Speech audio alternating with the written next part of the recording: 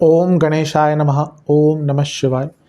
मैं निखिल ज्योतिष आचार्य आप सभी का मेरे चैनल पर पुनः स्वागत करता हूं।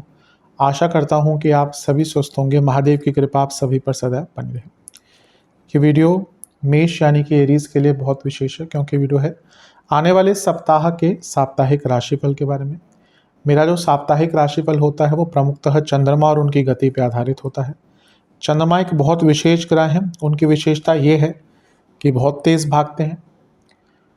इसके साथ ही जिस भाव में जाते हैं उसको एक्टिवेट कर देते हैं, और इसके साथ ही वो मन के कारक भी हैं। इसीलिए हमारे डे टू डे एक्टिविटीज़ पर प्रभाव उनका बहुत बढ़ता है। अगर आप देखें तो हमारा जो मूड है वो कैसे हर 2 दिन में 3 दिन में बदलता रहता है। हफ्ते की शुरुआत कभी कभी अच्छी होती है, अंत कभी कभी खराब होता है। तो कहीं ना कहीं उसके पीछे चंद्रमा का गोचर बहुत इंपॉर्टेंट होता है।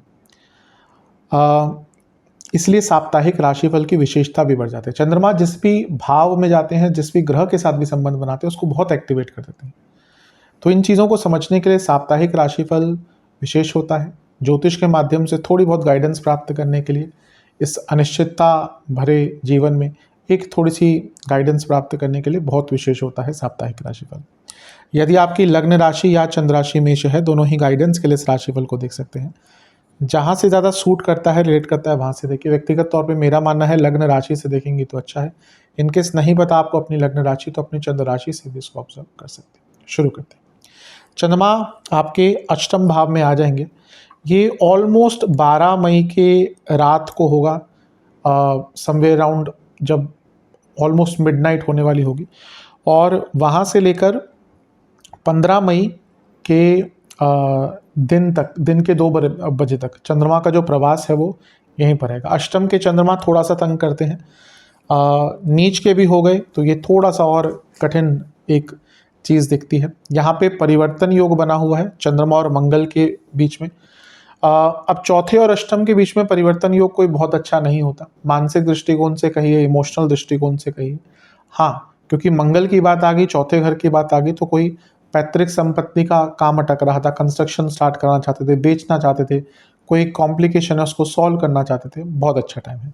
लेकिन चंद्रमा नीच के हैं, मंगल के साथ उनका परिवर्तन योग बना है, मंगल भी नीच के हैं, और ये चौथे और अष्टम में परिवर्तन योग बन गया। ये कहीं ना कहीं बहुत इमोशनली इम्बैलेंस करने वाला टाइम होगा। चिंताएं बहुत रहेंगी, घर में कलह कलेश हो सकते हैं, गुस्सा बहुत आएगा, और फ्रस्ट्रेशन और अनिश्चितता बहुत रहेगी। अष्टम में चंद्रमा, नीच के चंद्रमा, व्यक्ति बहुत ज़्यादा कंपेयर करता है, और ये कंपैरिजंस भी कभी कभी उसको गलत डायरेक्शन में लेके जाते हैं। एकमात्र अच्छी चीज़ है कि गुरु का सप्तम दृष्टि का प्रभाव है, तो गजकेसरी योग बन गया। गुरु भाग्येश हैं, 12वें घर के स्वामी है। विदेश से लाभ, लक्ष्मी की प्राप्ति हो सकती है, भाग्य थोड़ा बहुत साथ देगा, प्रॉपर्टी आदि के लिए अच्छा टाइम है। लेकिन क्योंकि गुरु खुद 12वें घर के स्वामी और ये गुरु भी अभी गोचर करने वाले हैं, तो उतना प्रोटेक्शन यहाँ पे नहीं देगा, क्योंकि वो खुद ही एक ट्रांसफॉर्मिंग स्टेज में है। तो हफ्ते का शुरुआती भाग मानसिक रूप से तंग करेगा। कोई बहुत बड़ा निर्णय मत लीजिएगा, वाणी पर कंट्रोल कीजिएगा, और जितना हो सके अपने जीवन को सरल रखिएगा। नवांश कुंडली कहती है कि हर चीज़ में बहुत मैच्योरिटी के साथ हैंडल करना पड़ेगा हर एरिया को। दशांश कुंडली कार्य क्षेत्र में पेशेंटली हर काम कीजिएगा, जल्दबाजी जहाँ करी वहाँ पे गड़बड़ होगी।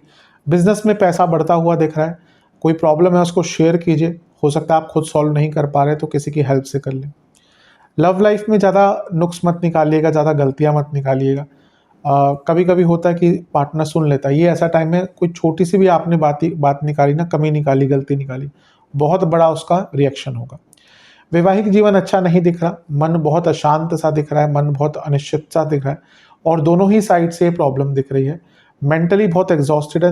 हो सके तो एक छोटा सा ब्रेक प्लान आउट कीजिए, अभी नहीं तो आने वाले हफ्तों में, क्योंकि दिख रहा है कि चीज़ें इतनी स्ट्रेसफुल हो गई हैं कि उसका प्रभाव आप दोनों पर ही पड़ रहा है। जहाँ तक स्टूडेंट्स की बात है, अच्छा टाइम है, चीज़ें कंट्रोल में रहेंगी। सेहत के हिसाब से कफ रोग तंग कर सकते हैं, एंग्जाइटी और ब्लड डिसऑर्डर तंग करेंगे। सर्वाष्टक में आपका 10वां घर बली है। जो लोग जॉब चेंज करने का विचार कर रहे थे उनके लिए हफ्ते का शुरुआती भाग अच्छा है। 15 मई दिन के 2 बजे के आसपास चंद्रमा राशि परिवर्तन करके आपके नवम भाव यानी कि धनु में आ जाएंगे, और 18 मई सुबह के करीबन 12:30 बजे के आसपास तक उनका जो गोचर है वो यहीं पर रहेगा।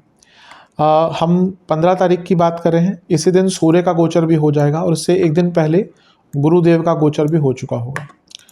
ठीक है, तो चंद्रमा नवम भाव में आए, केंद्र के स्वामी है, त्रिकोण में आ गए, अपने आप में राजयोग बनता है। अष्टम का प्रभाव हट गया, ये भी अच्छा है।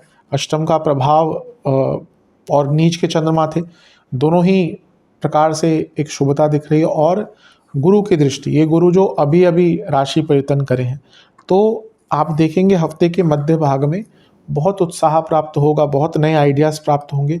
अचानक से ये वो टाइम होता है जब कॉन्ट्रास्टिंग डिफरेंस दिखता है। अगर आपको ज्योतिष को समझना है, देखिएगा कि जब तक चंद्रमा अष्टम में है, यानी कि 15 मई के मध्य तक, और उसके बाद जब गोचर करेंगे, कॉन्ट्रास्टिंग आपके मूड में डिफरेंस आएगा, बहुत अच्छा महसूस करेंगे, कोई अच्छी न्यूज़ आएगी। गुरु का प्रभाव है, गजकेसरी योग बन रहा है और ये गुरु अपनी ही राशि को देख रहे हैं, तो भाग्य का भी साथ मिलेगा। और ये जो हफ्ते का भाग है बहुत अच्छा आपके लिए जाने वाला है। कोई अच्छी न्यूज़, कोई अटका हुआ कार्य पूर्ण होगा। एक प्रकार से ये गजकेसरी योग आपके जीवन में शुभता बढ़ाएगा। बहुत अच्छा टाइम है, हफ्ते का मध्य भाग बहुत शुभ है। अब एक ही चीज़ है कि शनि की दृष्टि पड़ रही है और विषदोष बन रहा है, लेकिन शनि क्योंकि 10वें और 11वें घर के स्वामी है, विदेश से लाभ होगा क्योंकि 12वें घर में बैठे राहु के साथ बैठे हैं। हाँ, थोड़ी सी उदासीनता रहेगी, एंग्जाइटी बल्कि मैं ज़्यादा कहूँगा, अदरवाइज कोई बहुत बुरा टाइम नहीं है हफ्ते का ये वाला। नवांश कुंडली बता रही है कि पुरानी चीज़ों पर मत जाइएगा ज़्यादा। दशांश कुंडली, कार्य क्षेत्र में चुप रहकर काम कीजिएगा। बिजनेस में आपको थोड़ा सा अंडरस्टैंडिंग दिखानी पड़ेगी, ज़्यादा चीज़ों को समझ के एनालाइज करके ही आगे बढ़ना पड़ेगा। जहाँ तक बिजनेस की बात, लव लाइफ की बात है, बहुत अच्छा टाइम नहीं है।